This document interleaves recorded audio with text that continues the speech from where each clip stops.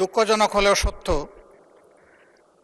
বিরোধী দলের যৌক্তিক বাধা সত্ত্বেও যে কয়টি গণবিরোধী বিল আজকে পাশ হয়েছে, আমরা তার দায় নিতে চাই না। এই জন্য আমরা এখন সংসদ থেকে ওয়াক আউট করছি।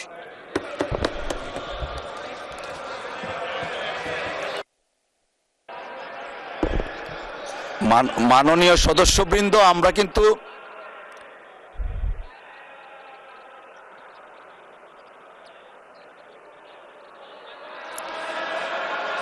যাচ্ছেন না, আপনারা আসছেন।